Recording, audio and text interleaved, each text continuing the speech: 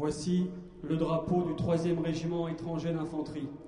héritier du régiment de marche de la Légion étrangère.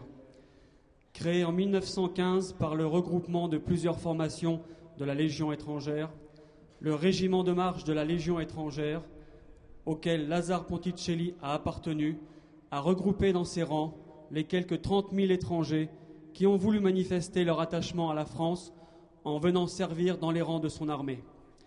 Ils ont tellement bien servi la France que ce régiment fait partie des régiments les plus décorés de la Grande Guerre, avec la Légion d'honneur,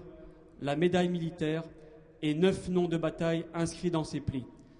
Ils ont tellement bien servi la France que ce régiment, sous les ordres du colonel Rollet, qui deviendra plus tard le père de la Légion étrangère, réussit la percée de la fameuse ligne Hindenburg les 14 et 15 septembre 1918, ouvrant ainsi le chemin de la victoire à toutes les armées. Ils ont tellement bien servi la France que le régiment a eu le plus fort taux de perte de toutes les formations combattantes de la Grande Guerre et que plus de 8000 de ces étrangers sont morts au combat pour un pays qui devenait de fait leur patrie d'adoption.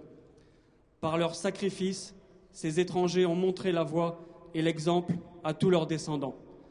L'un d'entre eux, Dimitri Amilakvari,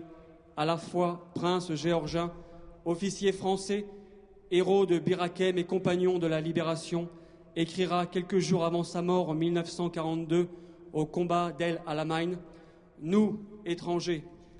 n'avons qu'une seule façon de prouver à la France notre gratitude pour l'accueil qu'elle nous a réservé, nous faire tuer pour elle. »